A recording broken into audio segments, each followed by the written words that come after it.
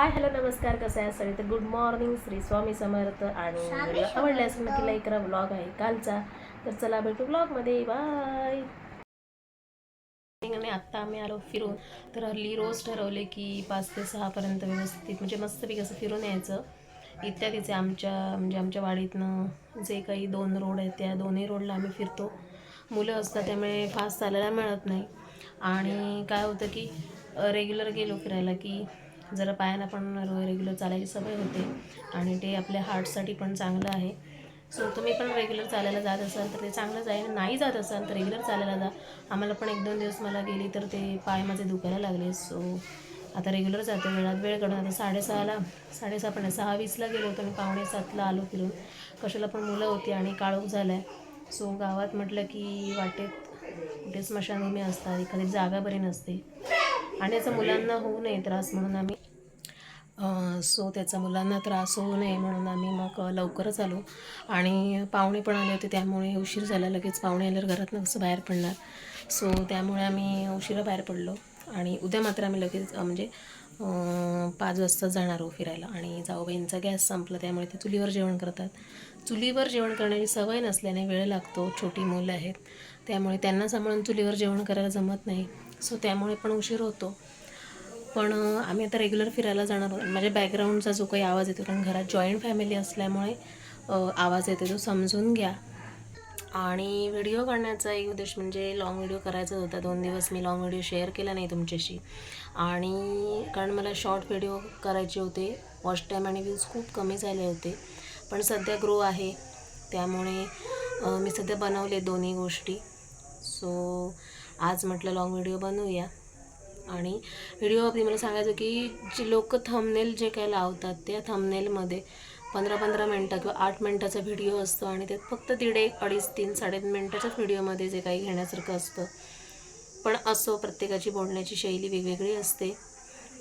तर नमस्कार, Shri Swami Samarth. Good evening. कशा आहात तुम्ही? तर मजेतच राहा आणि मजेतच असायला पाहिजे. आयुष्य एकदाच आहे तर भरभरून जगा आणि मन मारून नाही तर ते मन भरून जगा, असं माझा म्हणायचा उद्देश होता. चांगलं आयुष्य आहे देवाने दिलं आहे. कितपत तुम्हाला सुखी आहे, कितपत दुःखी आहे, जे आहे ते तुमचंच आहे. त्यामुळे जेवढं तुमच्या पदराला मिळालं आहे, मग ते लग्न झाल्यावर असो, लग्नाच्या आधी असो, आईवडिलांकडून, त्याचं तुम्ही किंमत ठेवा. जे मला मिळालं आहे ते माझं होतं म्हणून मला मिळालं. आणि जे कुठे कमी पडतं आहे ते तुम्ही कमाई करून किंवा तुम्ही मेहनत करून कमवा. थोडा ब्रेक घेते कारण मुलं येतात. दरवाजा बंद करून बोलायला गेलं की मुलं येतात मध्येच आणि जेव्हा बोलवेन तेव्हा येणार नाहीत. तो आल्यामुळे स्किप झाला थोडा व्हिडिओ.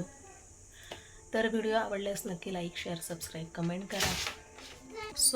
व्हिडिओ अशासाठी आहे, खूप गोष्टी मला व्हिडिओमध्ये मांडायच्या आहे की आपल्या व्यक्तीने जेव्हा आपल्याला वेगळं केलं असेल किंवा जे आपल्याशी बोलणं बंद करतात किंवा मग ती बहीण असो, आई असो, आपला नवरा असो की आणि कोणी मैत्रीण असो, तर थोडाफार त्रास होतो. पण मी आज विचार केला की कोणाशी बोलणं बंद न करू नये. कारण आपण या जगात राहू किंवा त्यापैकी कोणी राहू किंवा न राहू, त्यानंतर तो गिल्टी फील करण्यापेक्षा आताच तुम्ही तर चांगले संवाद ठेवा, चांगलं बोलायला शिका आणि चांगले संबंध ठेवा, चांगलं नातं टिकवा.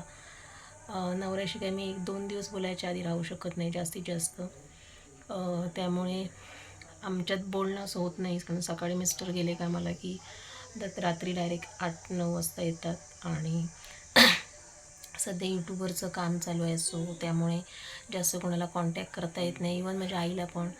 आणि थोडे इश्यू झाले आहेत माझ्या बहिणीमध्ये, पण ते पण सॉल्व्ह होतील स्वामींच्या कृपेने. ते इश्यू काय तसेच राहणार नाही. याच्या आधी भरपूर संकटं बघितले, भरपूर संकटं येऊन गेलीत माझ्यावर. त्यामुळे आता येणाऱ्या संकटांना पण मला तोंड द्यायचं आहे. त्यामुळे मला यूट्यूबवर थोडं सपोर्ट हवा आहे तुमचा, की जसे तुम्ही वर आलेले आहात यूट्यूबवर मेहनत करून, तसं मला पण वर यायचं आहे. सध्या माझे 800 सबस्क्रायबर होणार आहेत आणि 200 सबस्क्रायबर वाढवण्यासाठी तुमचा सपोर्ट हवा आहे मला. प्लीज हेल्प करा आणि जमेल तेवढा सपोर्ट द्या मला. आणि व्हिडिओ आवडत असले माझे शॉर्ट्स व्हिडिओ तर नक्की सबस्क्राईब करा, शेअर करा, लाईक करा, कमेंट. एक जेव्हा बाळ आपल्या आईपासून दूर राहू शकत नाही तसं आई पण बाळापासून दूर राहू शकत नाही. आणि जेव्हा आईने माझ्याशी 8-10 दिवस कॉन्टॅक्ट केला नाही, मला आतमध्ये काहीतरी होत होतं, त्रास होत होता, रडत होते मी. पण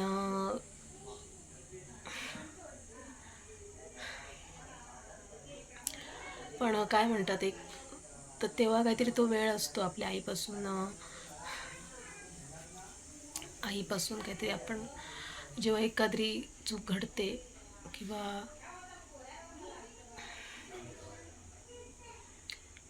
जेव्हा मी लव्ह मॅरेज केलं होतं आणि 9 महिने माझी आई बोलली नव्हती माझ्याशी, जसं की एका बाळाला आई 9 महिने वाढवते आणि 9 महिने बोलत नाही, तसं काही घडलं. पण त्यानंतर सगळं सुरळीत चाललं होतं, पण थोडाफार त्रास होतो आणि सगळं मला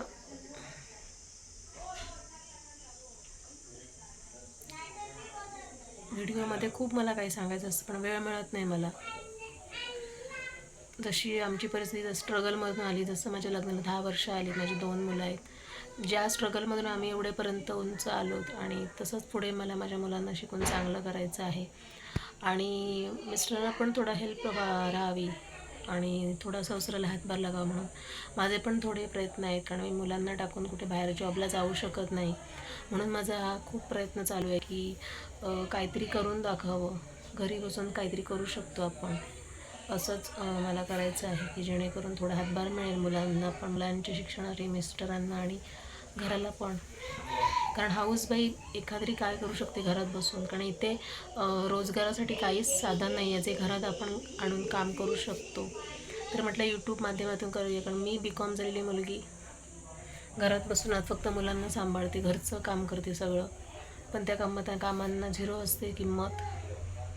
त्यामुळे मला काहीतरी करून दाखवायचं, काहीतरी अचीव करायचं आहे. जे लोक आता न शिकलेले पण वयस्कर बायका पण यूट्यूबवर आपलं इन्कम सोर्स चालू आहे. इन्कम सोर्स मला चालू होईल तेव्हा होईल, पण माझा चॅनल मॉनिटाईज व्हावा ही माझी खूप इच्छा आहे. सो असाच तुमचा सपोर्ट मिळू दे आणि असंच माझ्या व्हिडिओना भरभरून तुमचं प्रेम मिळू दे, आशीर्वाद मिळू दे. तर नेक्स्ट व्लॉगला भेटूया, तोपर्यंत बाय. तर लाईक करा, शेअर करा, सबस्क्राईब करा. श्री स्वामी समर्थ.